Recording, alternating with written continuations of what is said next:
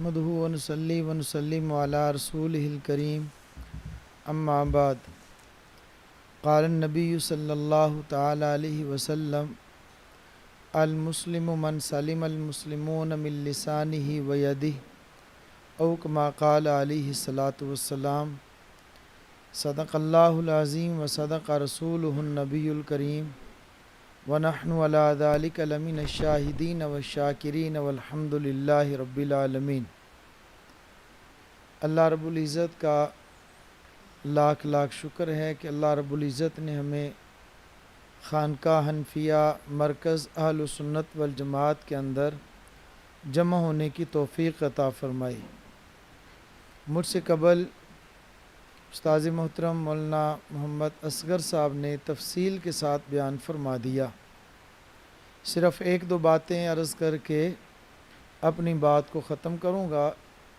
سردی کا موسم ہے، ٹھنڈ زیادہ ہے، تو تھوڑے سی گفتگو کر کے پھر انشاءاللہ ذکر کرتے ہیں۔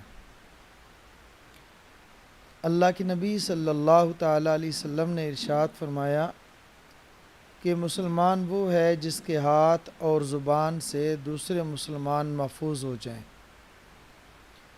مسلمان کی تعریف کی گئی ہے کہ مسلمان تو وہ ہے جس کے ہاتھ سے اور جس کی زبان سے دوسرے مسلمان محفوظ ہو جائیں۔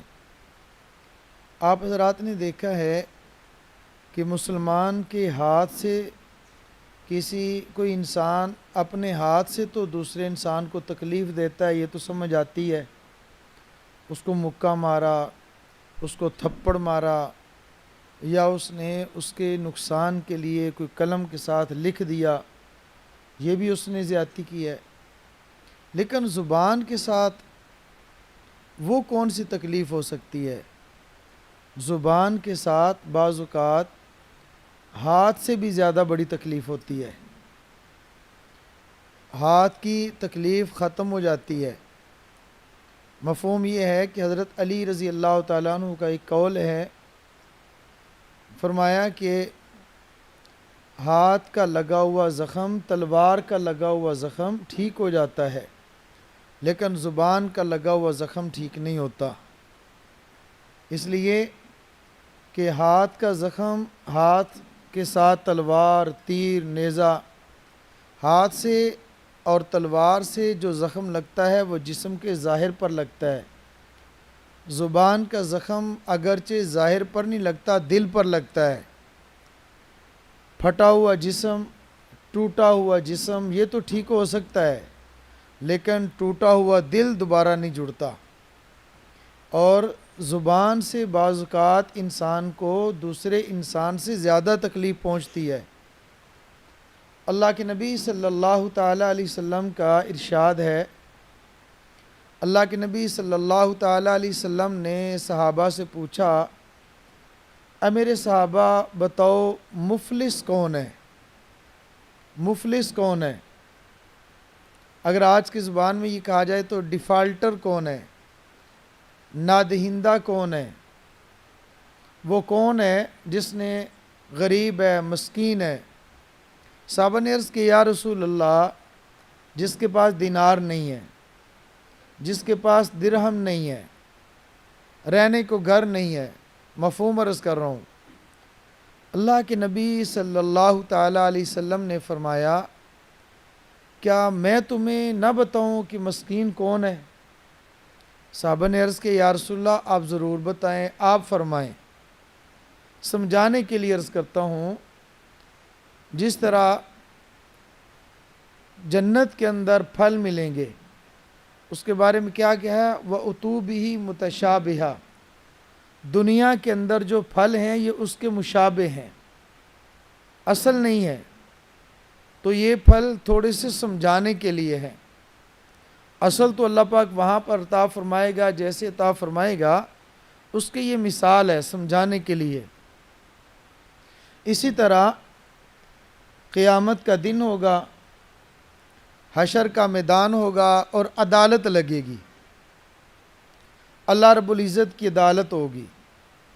دو فرشتے ہوں گے، ایک فرشتے کے پاس وہ کڑیاں لگا کر قیدی بنا کر پیش کیا جائے گا اور ایک فرشتے کے پاس اس کی فائل ہوگی، نامہ اعمال ہوں گے۔ اللہ تعالیٰ جاننے کے باوجود پوچھیں گے اس کو کیوں لائے ہو، حساب ہو گیا ہے؟ یا اللہ ہو گیا ہے۔ اس کے پاس کیا ہے؟ یا اللہ بہت کچھ ہے، بڑے بڑے اعمال اس کے پاس ہیں، بڑے بڑے اعمال، نمازیں، حج، زکوٰۃ، ذکر، دعائیں، تلاوت، صدقات، خیرات، بڑی بڑی عبادات اس کے پاس ہیں۔ اب یہ بڑی بڑی عبادات اس کے پاس ہوں گی اور وہ کھڑا ہوگا، اتنے میں ایک شخص آئے گا، عرض کرے گا یا اللہ اس نے میرا حق دینا ہے۔ کون سا؟ اس نے میرے پلاٹ پہ قبضہ کیا تھا، اب وہاں بدلہ تو دیا جائے گا لیکن بدلے میں پلاٹ کے بدلے میں پلاٹ نہیں ہوگا، کہا جائے گا کہ اس کی نیکیاں اس کو دے دو، اس کی نیکیاں اس کو مل جائیں گی۔ پھر اور آئے گا، اس نے مجھ پر ظلم کیا تھا، اب اس ظلم کا بدلہ نیکیوں کی صورت میں اس کے دیا جائے گا۔ پھر اور آئے گا، مجمع عام میں جانتا تھا اور اس نے مجھے ذلیل کیا تھا، میری عزت کو تار تار کیا تھا، جانتا بھی تھا کہ میں جھوٹ بول رہا ہوں، الزام لگایا تھا، معلوم تھا اس کو صرف میری عزت کو خاک میں ملانے کے لیے الزام لگایا، بدلہ دیا جائے، اس کے اعمال اس کے کھاتے میں دیے جائیں گے۔ جھوٹی گواہی دی تھی، میرا کروڑوں کا مکان جس میں میں رہتا تھا، صرف اس کی ایک جھوٹی گواہی سے میرے خلاف فیصلہ ہوا، میں مکان سے بے مکان ہوا اور اس کی نیکیاں ختم۔ اس کے بعد نیکیاں ختم ہو گئی، اب کیا کیا جائے؟ اب اس کی برائیاں اس کو دے دی جائیں، اس کے گناہ اس کے پرڑے میں لکھ دی جائیں، اس کے پاس سمجھانے کے لیے اور بھی بہت ساری چیزیں فرمایا ہے۔ یہ ہے مسکین، نیکیوں کے انبار، نیکیوں کے پہاڑ لے کر آیا تھا، آج تنے تنہا کھڑا ہے، ایک بھی نیکی باقی نہیں، بلکہ الٹا اس نے لوگوں کے گناہ اپنے سر لے لیے۔ یہ میں اس لیے عرض کر رہا ہوں، عام طور پہ جنازوں پہ اعلان ہوتا ہے، اعلان کیا ہوتا ہے؟ فلاں مرحوم ان کے ورثاء کی طرف سے اعلان کیا جاتا ہے، اگر کوئی مالی معاملہ ہو، لین دین ہو تو ان کے بیٹوں کے ساتھ کر لے، اگر پیسہ دینا ہے تو جنازے کے بعد ان کو دے دے یا بتا دے کہ ہم نے دینا ہے، بعد میں دے دینا، اگر لینا ہے تو وہ بھی بتا دیں کہ اتنا مال لینا تھا، ہم اس کو ادا کریں گے۔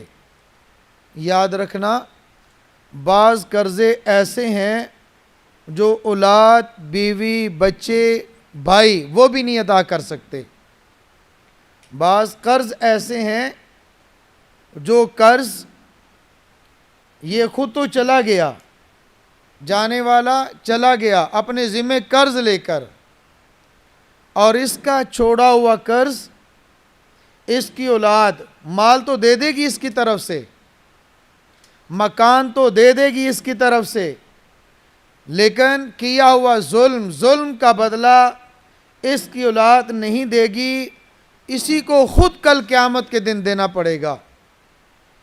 اگر کسی کی عزت کو تار تار کیا، عزت کو خاک میں ملایا، اس کا بدلہ اس کی اولاد نہیں دے سکتی، اسی کو دینا پڑے گا۔ اگر کسی کی غیبت کی ہے، غیبت بھی اس لیے کر رہا ہے، اگلے آدمی کو حقیر سمجھتا ہے، اپنے آپ کو بڑا سمجھتا ہے، تو جو اس نے غیبت کی ہے، غیبت کا قرض یہ خود ہی ادا کرے گا، اس کی اولاد، اس کے بھائی اس کی طرف سے ادا نہیں کر سکتے۔ تو اس لیے میرے عزیز دوستو، میرے بھائیوں، ہم اپنی زندگی ایسے گزار کے چلے جائیں کہ کل قیامت کے دن ہمیں کسی کے سامنے شرمندہ نہ ہونا پڑے۔ ہاں، اگر کسی نے ہم پر زیادتی کی ہے، اگر کسی نے ہم پر ظلم کیا ہے، تو ہم اس کو معاف کر کے چلے جائیں، ہم اس کو معاف کریں، معاف کرنے کا معمول بنائیں، اس امید کے ساتھ کہ میں اس کو معاف کر رہا ہوں، اللہ تعالیٰ اس کی برکت سے مجھے معاف فرما دے گا۔ میرے عزیز بھائیوں، میرے عزیز دوستو، ہمیں اپنی زندگی اس طرح گزارنی چاہیے کہ کل ہمیں اللہ کے سامنے، اللہ کی عدالت میں لوگوں کے سامنے شرمندہ نہ ہونا پڑے۔ یہی میں گزارش آج کی اس مجلس میں عرض کرتا ہوں۔ حقوق اللہ بھی ادا کریں اور حقوق العباد بھی ادا کریں۔ حقوق اللہ بھی ہم سے نہ رہ جائیں اور حقوق العباد بھی ہم سے نہ رہ جائیں۔ اللہ تعالیٰ مجھے اور آپ کو حقوق اللہ اور حقوق العباد دونوں پورے کرنے کی توفیق عطا فرمائے۔ وآخر دعوانا ان الحمد للہ رب العالمین۔